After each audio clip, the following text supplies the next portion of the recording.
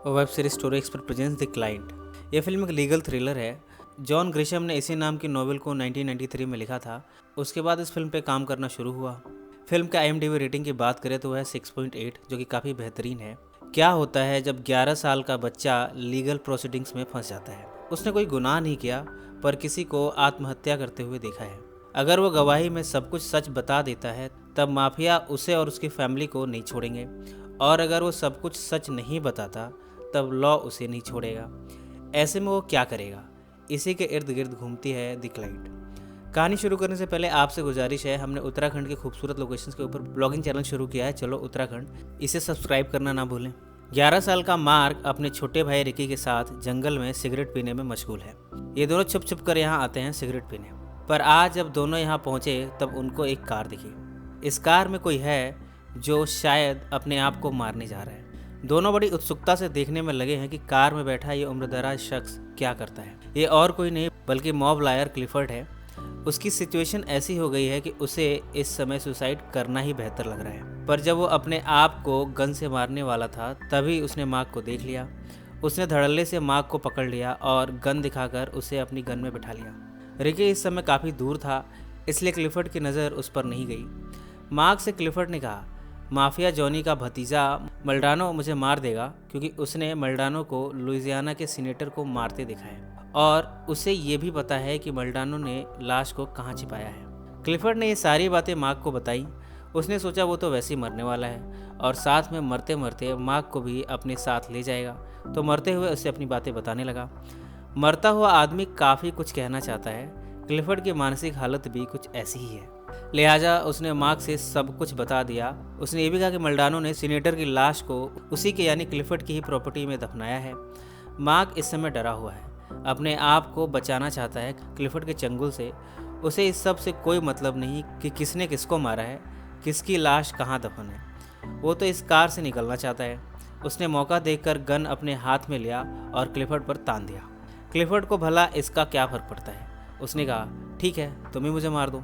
इस समय Ricky car के काफ़ी नज़दीक पहुंच चुका है। क्लिफर्ड ने मार्क से गन छीनकर अपने ऊपर चला ली और वो मर गया। मार्क तो कार से उतर गया, पर रिकी ने किसी को मरते हुए दिखा, तब उसे सदमा लगा। जैसे तैसे मार्क रिकी को घर लाया।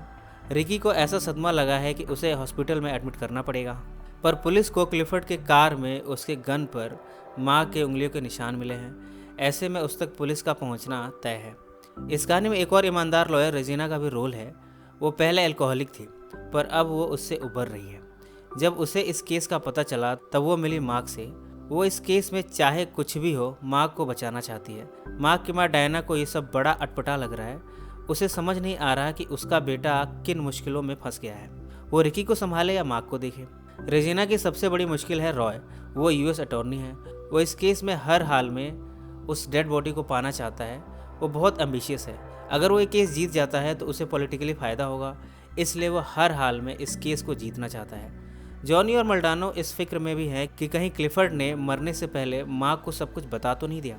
कहीं उसने सेनेटर के मर्डर का राज, उसके लाश के दबे होने का राज कोर्ट में बता दिया, तब क्या होगा। ऐसे में जॉनी ने मल्डानो को भेजा मार्क को मारने के लिए। मार्क को विटनेस प्रोटेक्शन दी गई है, पर मल्डानो की पहुँच इतनी है कि वो यहाँ पहुँच ही गया। लिफ्ट में मार्क को चाकू दिखाया और कहा, अगर तूने ज़रा भी मुंह खोला तो तेरे साथ साथ तेरी माँ और तेरे भाई की जान जाएगी। इन सब में मार्क डर गया है। उसने ये सारी बातें रेजिना से बताई। रेजिना ने कहा, घबराओ मत, मैं तुम्हारे साथ हूँ। जब कोर्ट में तुमसे कुछ भी पूछा जाए, तब तुम 5th अमेंडमेंट का इस्तेमाल कर सकते हो। इसके अंतर्गत तुम किसी भी सवाल का जवाब देने के लिए लायबल नहीं हो। मार्क ने ऐसा ही किया। कोर्ट की कार्रवाई में उसने मोस्टली सवालों जैसे क्या वो क्लिफर्ड से उसके ज़िंदा रहते मिला, क्या उससे बात हुई, उसने क्या कहा, उसके गन पर मार्क के उंगलियों के निशान कैसे आए, कहीं उसी ने तो क्लिफर्ड को नहीं मार दिया। इन सवालों पर मार्क ने 5th अमेंडमेंट का इस्तेमाल किया और इस तरह वो बच गया।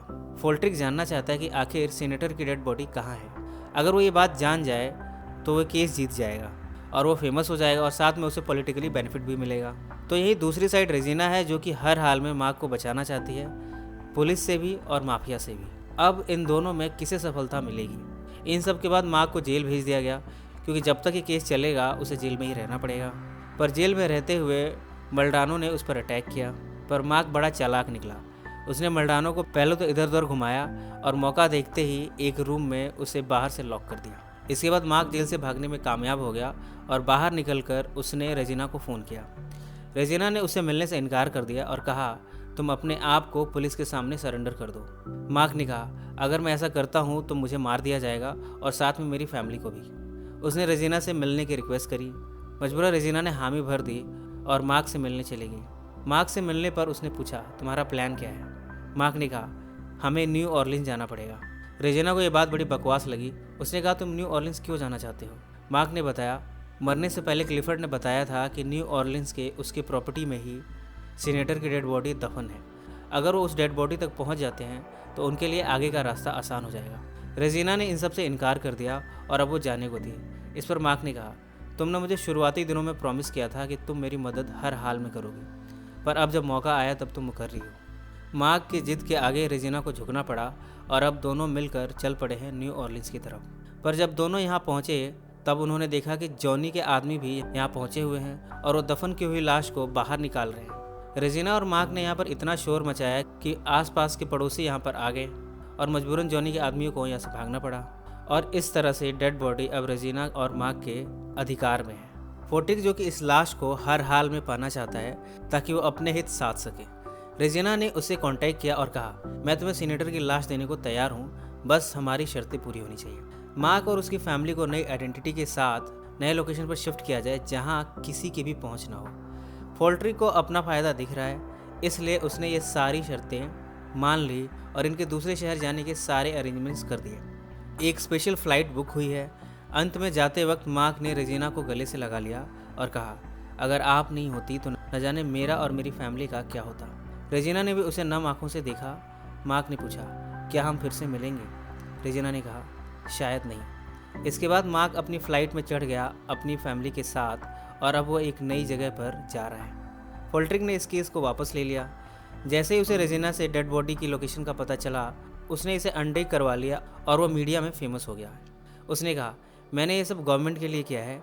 उसका ये पॉलिटिकल स्टेटमेंट उसे पॉलिटिकली बेनिफिट पहुंचाएगा क्योंकि उसने एक माफिया को एक्सपोज करने का रास्ता ढूंढ लिया है। इसी नोट पर यह फिल्म समाप्त हो जाती है। फ्रेंड्स, ये कहानी कैसी लगी कमेंट्स में ज़रूर मेंशन करें। इस वीडियो को लाइक और शेयर जरूर करें और किसी फिल्म या वेब सीरीज़ की कहानी आप देखना और सुनना चाहें तो उसे भी मेंशन करें, हम उसे ही पब्लिश करेंगे। अगर आपने हमारे चैनल को अभी तक सब्सक्राइब नहीं किया तो सब्सक्राइब कर लीजिए और बेल आइकन दबा दीजिए। सो फ्रेंड्स, फिर मिलेंगे ज़िंदगी के किसी नए मोड़ पर।